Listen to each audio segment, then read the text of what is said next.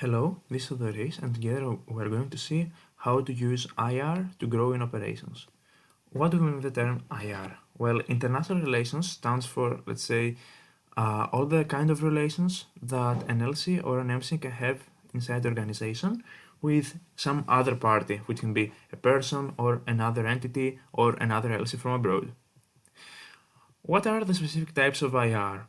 Well, since let's say it is a kind of an agreement between two parties, um, there are several types of that, and of course there can be like an entire list of them, since every agreement between two countries can be, let's say, different. However, the main, let's say, kind of agreements are listed below. First of all, we have the matching partners, let's say LCs or MCs that you use in order to match your EPs. We have knowledge partners, which is LCs or MCs that you can share knowledge with.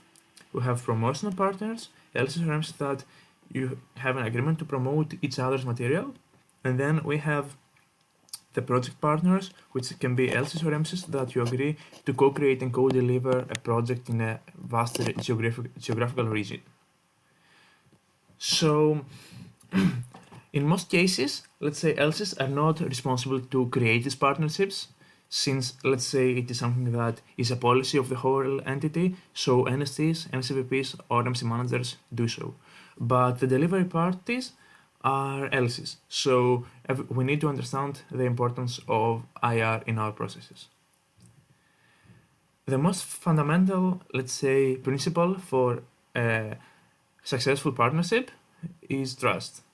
It is both in the human relations and entrepreneurial stuff. It is trust for me, which is actually the feeling that both parties of the deal are going to deliver their parts on time with the agreed way. And in ISEC especially, we create partners that we have never seen in our real lives in most of the cases, and who maybe are not going to see them anytime soon. So trust is a core element of our partnerships. So for our confidence, let's say that we will split the trust process in three parts. Before we search a partner, before we agree with a partner, and while we have the partnership. So before we start searching for a partnership, we need to do some steps. It is mostly about defining your own needs so that you know what you can search next. So you have to answer the questions like, what is the kind of partnership I'm looking for? A matching, a knowledge, something else? Or when do we need the partnership to begin? How long should it last? Are these partnerships aligned with our national ones? Something else? Well, after we define these answers, we are ready to proceed. Since, let's say, we actually can understand what to look for. Let's say we can look for a matching partnership that will last for one peak, and it is a national partner as well, so it goes like that. After that, we'll go to the next step, which is agreeing with a partner. So in this stage, we need to find some specific things in order to, let's say, form the partnership. First of all, we need to understand where will we find a partner.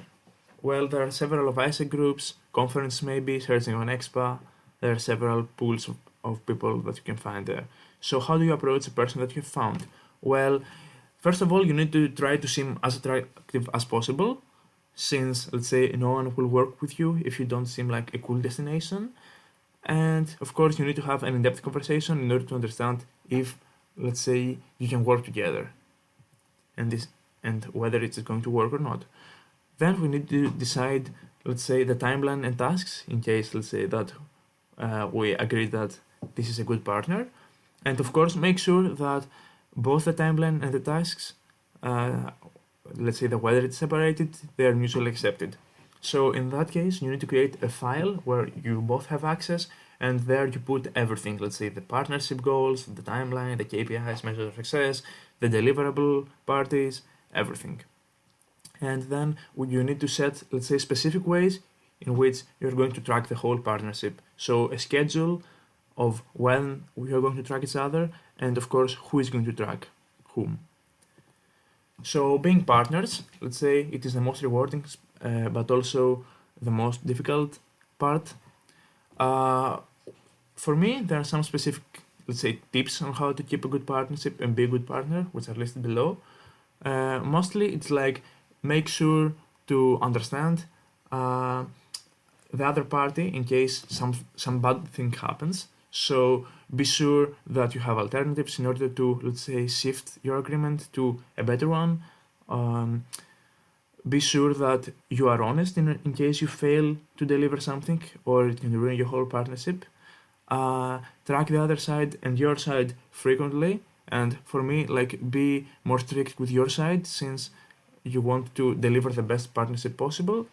And of course, you can, let's say, propose an upscale partnership with someone if you work well before the partnership ends, because, let's say, this will save you so much time. So what is the importance of fire partnerships in our operations? Well, there are several ways in which we are benefiting, and we're going to see them in the next slides.